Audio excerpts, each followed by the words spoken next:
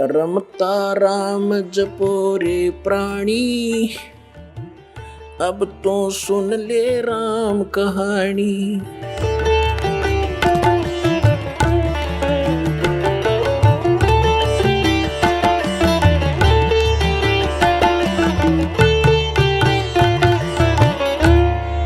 अपने आत्माओं आपके रूबरू हो गया। परमात्मा ने कहा है कि कलयुग जो 5505 बीत जाएगा तब मैं आऊंगा और एक पंथ चलाऊंगा और पूरा विश्व एक हो जाएगा, मेरा ही गुणगान करेगा, सबका मोक्ष होगा। ये तो परमात्मा ने निर्धारित कर दिया 600 वर्ष पहले।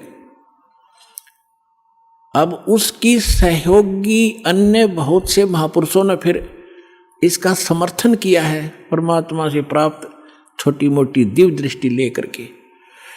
अब जैसे पहले आपको दिखाते हैं, एक जय गुरुदेव पंथ का महापुरुष हुए थे श्री तुलसीदास जी, जो मथुरा में इन्होंने एक अलग से पंथ बना रखा है और नाम बदल रखा है। क्रिया सारी वही है जो राधा स्वामी व आगरा वालों की है। 500 नाम ऐसे कान बंद कर ये अटपट करना, लेकिन वो पुण्यात्मा था, परमात्मा का प्यारा बच्चा, किसी जन्म में अच्छी भक्ति कर रखी थी, उसके पुण्य कर्मों की से बैटरी चार्ज थी।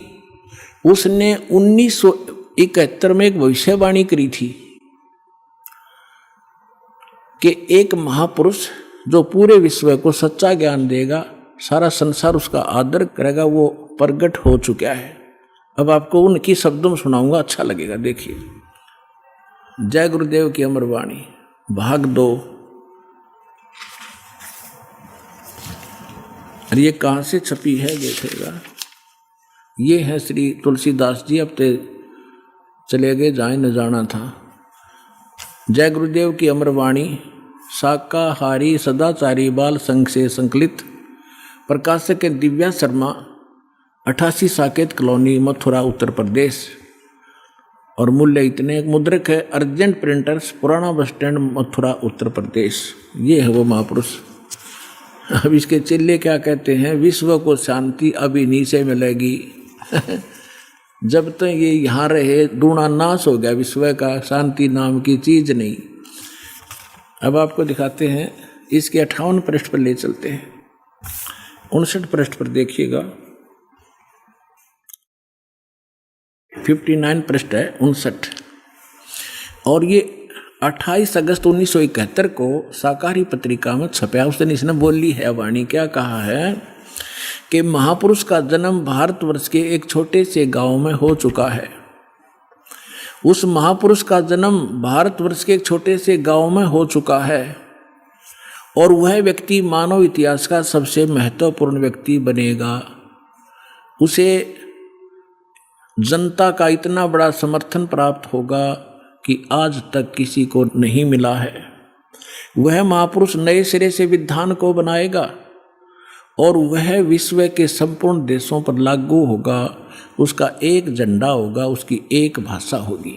28 अगस्त 1971 को इस तुलसीदास जय गुरुदेव वाले पंथ के प्रवर्तक ने ये भविष्यवाणी तो आगे की, उसने बता दी कि इसमें भविष्यवाणी भी है कैसा होगा, और यथार्थ वर्तमान वाणी बता दी, उसका जन्म हो चुका है 1971 में 28 अगस्त को। फिर लोगों ने पूछा कि भगवान ये तो बताओ वो कहाँ है, आप इतना जानते हो तो ये भी बता दो वो कहाँ है, कौन से गांव में है, छोटे से गांव में, ताकि हम उसको खोज लें।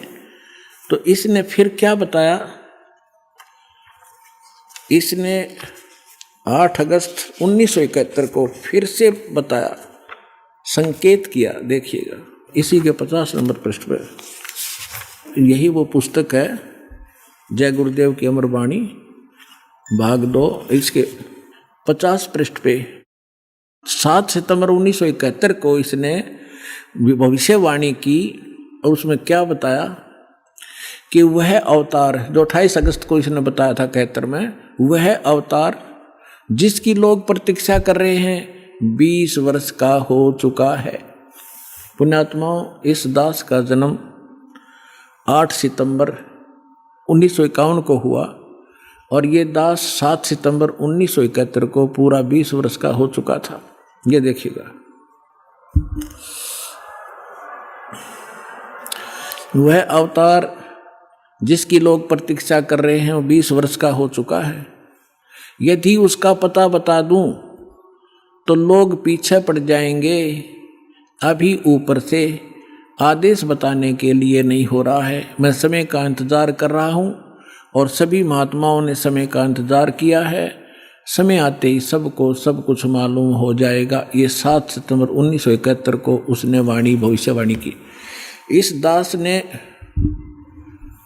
2012 में एक, जैसा कि मीडिया ने उनके भी प्रवचन लिए, हमारे भी लिए, दास ने इस वाणी को पढ़कर एक सत्संग किया था कि यदि इस तुलसीदास जी की आज बैटरी चार्ज हो, 1971 में इसकी बैटरी चार्ज थी, इसकी दिव्य दृष्टि काम कर रही थी, पुण्य इसके पास बहुत से ढेर सारे थे, इसने उनका नाश कर लिया गलत साधना करके। जैसे इन्वर्टर की बैटरी में पहले से संग्रह की हुई एनर्जी जब तक चलेगी वो चलेगी, यदि चार्जर नहीं लग रहा तो भी चलेगी, लेकिन वो एकदम खत्म होगी यदि चार्जर फिर नहीं लगाता, यानी सत साधना नहीं की।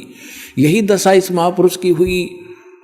ये पुण्यात्मा था, इसने 1971 में इसकी दूरदृष्टि काम करे थी। इसने बिन बता दी कि वो महापुरुष, उसका जन्म हो चुका है और 7 सितंबर 1971 को 20 वर्ष का हो चुका है। लेकिन दास ने कहा कि यदि आज इसकी दिव्य दृष्टि काम करती है तो तुलसीदास जी बता दे अपने शिष्यों को कि जिसके बारे में मैंने 7 सितंबर 1971 को भविष्यवाणी की थी वो बरुवाला में आ रहा है, चले जाओ। लेकिन उसने ऐसा नहीं किया। लेकिन ऐसा ना करके बल्कि विरोध किया उसके अनुयायियों ने, तो परमात्मा ने उसको इसीलिए जीवित रखा था। 108 वर्ष का हो गया था कि शायद ये अपने ऊपर से भार तार दे और मेरा काम हल्का हो जाए, भगवान ने सोचा था। लेकिन अहंकार भर गया उस प्राणी में, लाखों करोड़ों शेष हो गए। हरिब क्या करेंगे वो करोड़ कहाँ जाएंगे, आप पता नहीं कौन सी योनि भोग रहा होगा। तो दास ने कहा था कि अगर इसके अंदर आज वो दिव्य दृष्टि है तो बता दे, नहीं तो ये फ्यूज हो चुका है। जब उसने नहीं बताया तो 6 महीने के अंदर उसकी टिकट कट गई, चला गया।